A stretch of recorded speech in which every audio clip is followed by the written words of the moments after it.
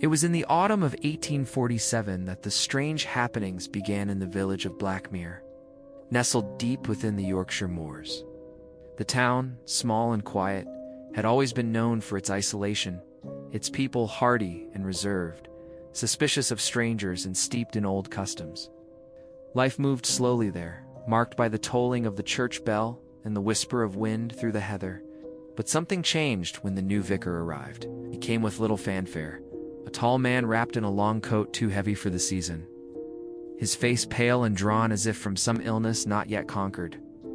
His name was Reverend Elias Thorne, and though he spoke kindly enough, there was something about him that set folk ill at ease. He did not look them in the eye, but rather seemed to peer through them, as though searching for something unseen. Children would later say they saw him standing alone on the moor at night, arms outstretched, speaking in a language none could understand. At first, the villagers tried to welcome him, but their warmth faded quickly.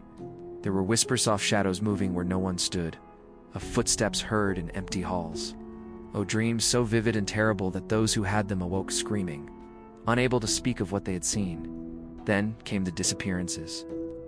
First, it was young Thomas Grady, the blacksmith's son, gone without a trace one misty morning. Then old Mrs. Dalloway, last seen walking toward the woods behind the church. And after her, 3 more: a farmer, a maid, and the innkeeper's wife. Each vanished without sound or sign, save for one thing: they all left behind footprints that led into the fog and never returned. The constable from York was summoned, but he found nothing. The villagers grew silent, fearful even to speak aloud the names of the lost. Candles burned in every window at night, and salt was scattered upon the thresholds, old charms against evil. It was during this time that a stranger came to Blackmere, a writer, perhaps, or a scholar, dressed plainly and carrying only a satchel and a notebook bound in cracked leather. He called himself Mr. Alden, claiming to be collecting stories of local folklore, but many doubted him. He asked too many questions, lingered too long near the churchyard, and often disappeared for hours into the moors. One evening, as the fog rolled thick over the hills, Mr. Alden knocked upon the door of the parsonage. Reverend Thorne opened it just a crack, his eyes narrowing. "You should not have come," he said softly. "I had to," replied Mr. Alden, stepping forward. "I know what you are." Thorne did not move, but the air around him seemed to darken, as though the very light recoiled from his presence. Mr. Alden entered and closed the door behind him. What passed between them that night no one knows.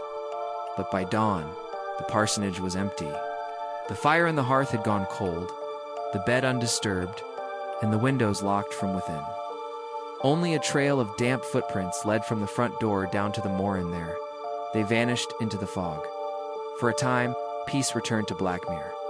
The disappearances ceased, the dreams stopped haunting the sleepers, and the villagers dared to hope that whatever evil had taken root among them had finally departed. But then came the letters. They arrived without postmarks, slipped beneath doors in the dead of night.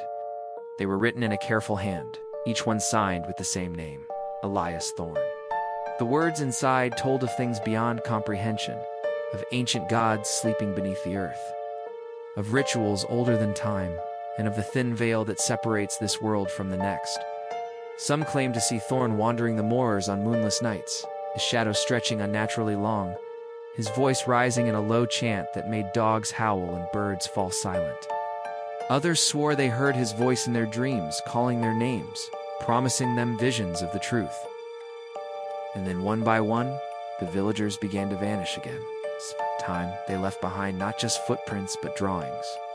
Strange symbols scratched into the earth, circles within circles, lines connecting points like stars in a forgotten constellation. Some tried to erase them, but the marks returned the next day, deeper and darker than before.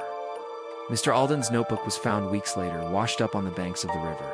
It was soaked through, pages torn and ink smudged, but one entry remained legible. Asterisk, he is not human, not anymore. He was once a man who sought knowledge beyond mortal grasp, and in doing so, became a vessel for something older than sin. I followed him to the edge of waking and found the door he guards. It must never open. If you read this, burn it. Forget what you've learned.